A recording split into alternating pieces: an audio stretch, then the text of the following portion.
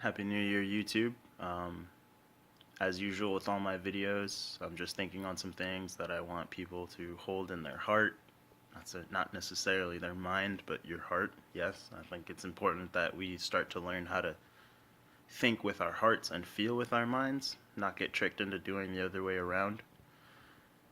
That said, while we're in this period of shedding 2016 and those energies and, that consciousness, you could say, I think it's important that we think about what we're focusing on this year, what we're consciously bringing into our lives with every moment, which can be kind of a daunting concept of like, man, thinking about everything every second, but not necessarily that, just being aware, being in the moment. And that's what I want to say concerning New Year's.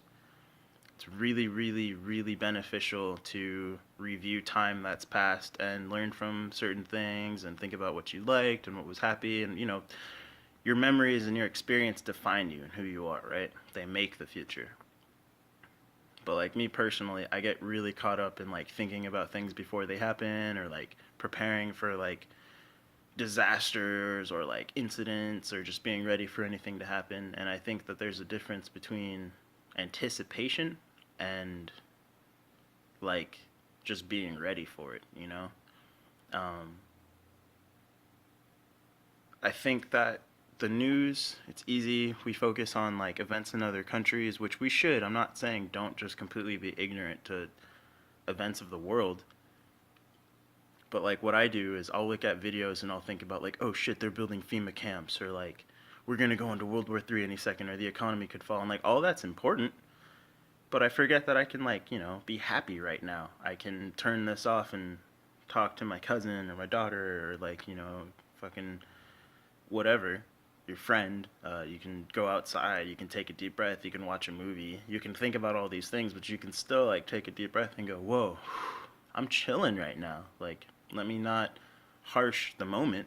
All that I have, all that you have at any given moment, you can say yesterday happened, but what you have is now, and tomorrow you'll have now. Keep in mind all of these things, but focus right now on the moment. Sorry, I hit the camera, but focus on like what's right there. Don't But at the same time, while focusing on what's in front of you, don't forget what's happened before. And I think that once you shift your consciousness and what you're focusing on, you think differently. And once you think differently, you remember differently, and you start connecting certain dots or what have you. But just to say that, like what I said in the first video, it's going to take living differently, it's going to take thinking differently, and part of thinking differently is recognizing that like that some of the thoughts are subtle and some of them are more dramatic, like shifting your thought process.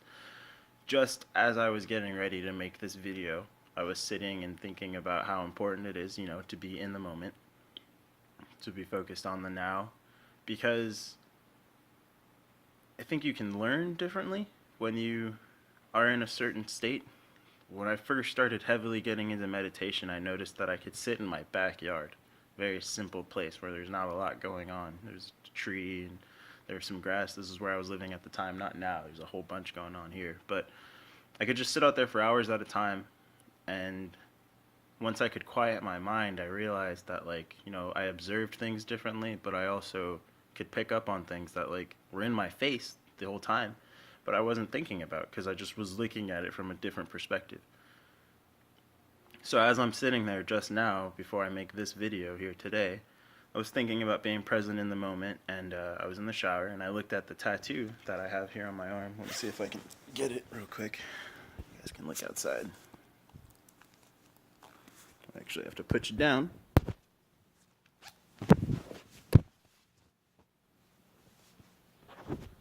But as you can see on my arm right here, I have a tattoo of a tree.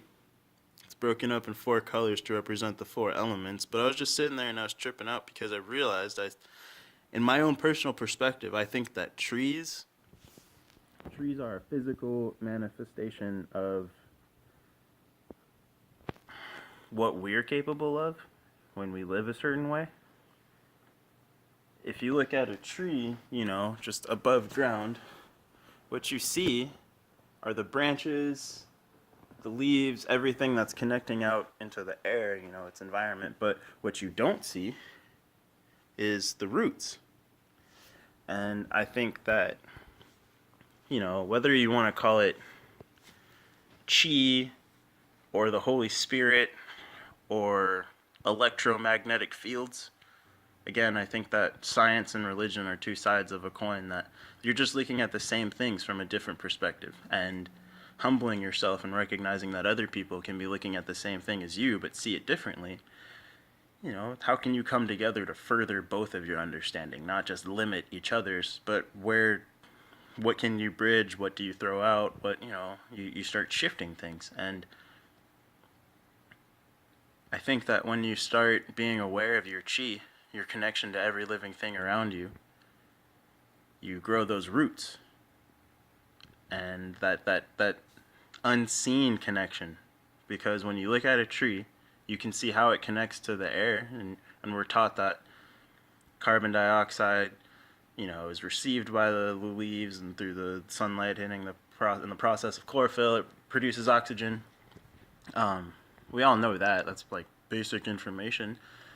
But we don't think about like what kind of lesson we could glean from physically looking at a tree. We don't think of knowledge being passed effectively that way. We think that it has to be in a book and it has to be from a certain analytical point.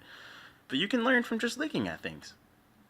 Not to say that anyone never said you could, but the extent of learning you can gain from looking at things is much more complex than we would be conditioned to think. So having that unseen connection, having those roots, being connected to your environment, and just the same way that a tree can, or if you think about the Amazon, or if you've ever watched the cartoon Avatar, you've been familiar of a concept with a tree being connected to everything in its environment. Like maybe a swamp is just a giant fucking tree, or was a giant tree at one point. That it sends out all these roots, and it can feel every little thing around it. A lot of people use a tree, or in the movie Avatar, I think it was, you know, wasn't that about a tree too? And if you, like, I was recently watching the show Sense8. I was talking about it with a friend of mine. And in the show, one of the guys says a line. If you're not familiar with the show, it's about people who suddenly have this, like, inherent connection with 8 other beings around the planet. Everything they feel, touch, read, learn, experience is shared collectively, mind to mind, with these 8 people, right? And if you are watching the show, then like maybe you've been thinking about the same thing I have, or maybe this will blow your mind. But in the show, one of the guys says, you know, the difference between us and humans is that like it's easy for them to kill. And he says, I think he says the line, it like really tripped me out. He's like, it's easy to kill when you can't feel anything. And that's a powerful statement, you know what I mean? But then I was talking to a friend of mine referencing this episode because we were talking about global consciousness, and I was expressing how I think I was finally coming to an understanding that, like, dude, unconditional love is kind of like the end game for anything positive. Like, if you want anything positive for the world, then ultimately I think, and you know, I don't know what would go past that because I can't think about that in the way my brain works here in this place, but like unconditional love and anything would yield past that. It's like, you're just operating and I want everyone to be cool. And like every action I'll take will be to support everyone being alright. That's like, who the fuck wouldn't want that? You know what I mean? But I was making the argument that like, whoa, not just 8 people, but you know, that's a dramatic connection that they do in the show, but if you had any type of connection that even mimicked that, like that was 10% of what the people in Sense8 are feeling, and you had that with the world, with everyone, you could go about your day, live your life, make the choices that you want to make, like no one's going to limit your freedom.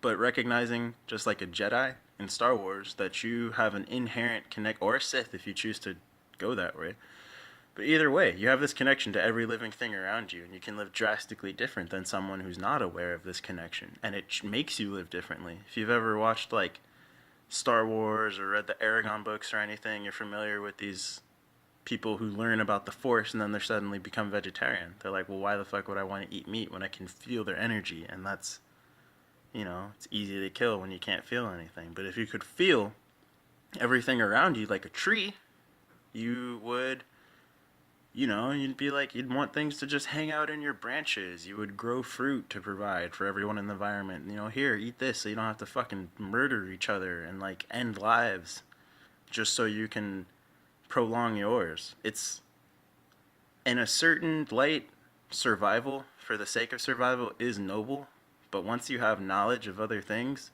in certain instances, it becomes pretty selfish and greedy and childish. Immature. Maybe not childish, but immature. To liken this to something that we all come across every day, I'll share a video game experience I had today that I was gonna put in the video, but then I was like, nah, but now I see that it's totally pertinent. Some of you might play GTA. A lot of you hopefully don't, because it's just cancerous. It just makes you you just sit there being angry. And that's another point I wanted to bring up. How much stuff we do every day that we attribute to be like fun, or like we do because we're interested in it, or we watch like the news. But how many of us just sit there getting mad? How many of you have a grandfather that's like, yeah, I want to watch the news, but as soon as he comes on, he's like, these fucking idiots. They're just so fucking stupid. And you ask him why he wants to watch it. Like, well, I want to be informed. I don't know what's going on, but they're still shitheads. Or like sitting there and someone's like, well, if you're getting so mad, why don't you just turn off the... Because I want to buy it, like that. Why do we do that? Why is that so normal for us? But I'm sitting there, I'm playing this game, and we're all running around trying to do these new little CEO businesses. And don't get me started on the psychological whole thing there.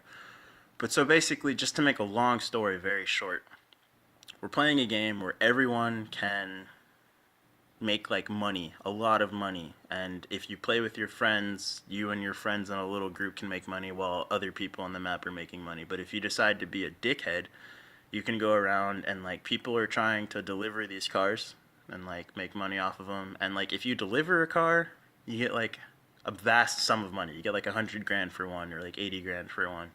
And if you deliver one for your friend, you get a pretty good amount of money too.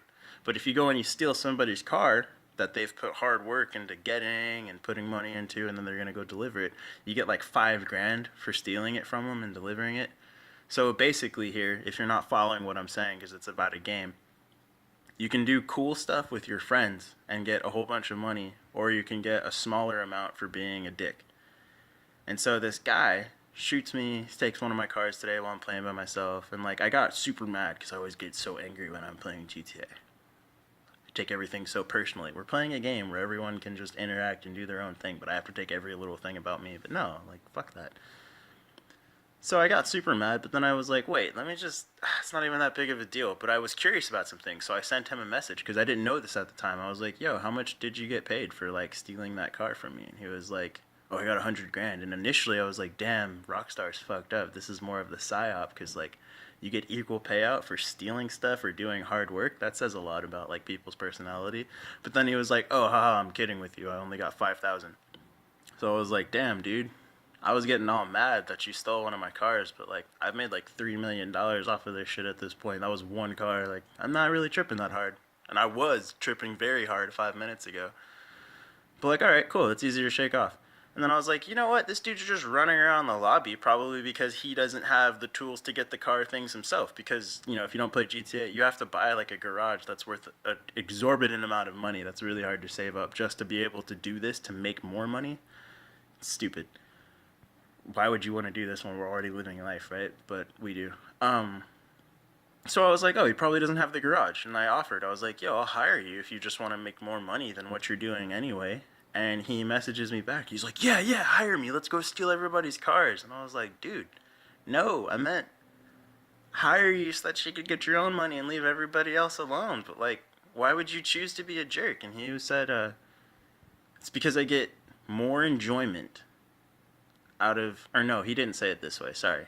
He said, I was like, well, why would you want to do that? You're not getting that much money. He's like, for the thrill of just knowing that you get nothing.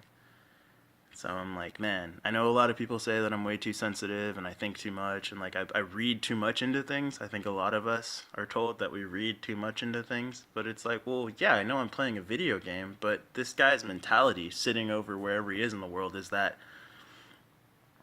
I would rather be a jerk and keep somebody from having something than having us all have a multitude of that one thing. And I'm like, damn, there are people who fuck playing a game, GTA, whatever, but like, there are people who live their lives that way. There are people who live their lives with mentality. I'd just rather keep you from having anything and not have it myself than have us all be cool and have it whatever it is. I'd rather break your toy because I don't have one than be like, hey, can I play with it? Or like, where'd you get that so I can get one too? Or ask my parents to go buy one. No, I'm just going to get pissed in the moment. And that's what I meant. Excuse me.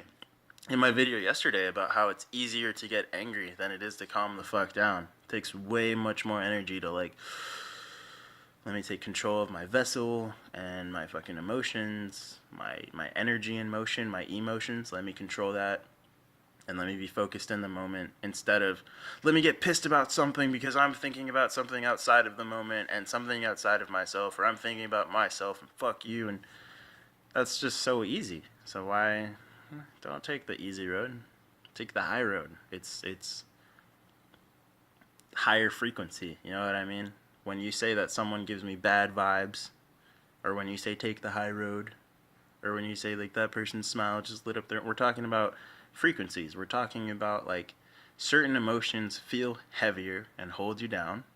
That's why when you're angry, you feel very like, ooh, everything's just. But when you're happy, and when people are in more creative moods, you feel lighter.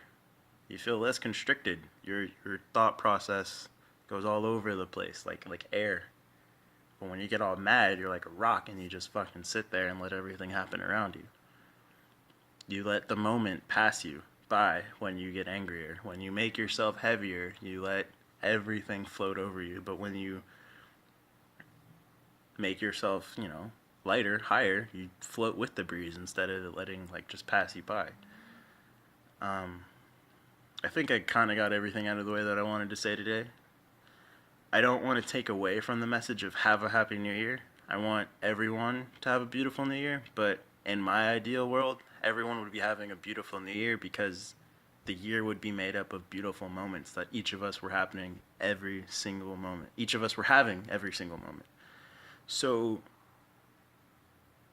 and also I think that when you tell someone that you have to focus on having an entirely good year on January 1st, it feels really good to set goals, but how many of us set New Year's resolutions that we like can't fucking keep up? Or how many people have heard the joke like, yeah, we all make the resolutions and then by February we're just doing the same old shit. It's all good. I think that, not conditioning people to look at the entire year makes their goals a lot harder to achieve. Is it possible? Fuck yeah, but it's harder.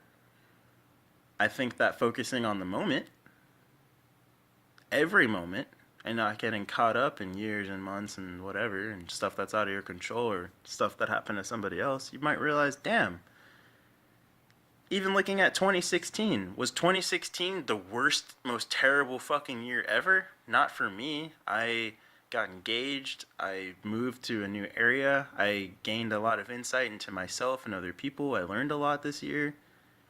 It was shitty globally when I look at just the news, but I also know that there are beautiful things that happened this year that a lot of people couldn't conceptualize and doesn't get talked about on the news.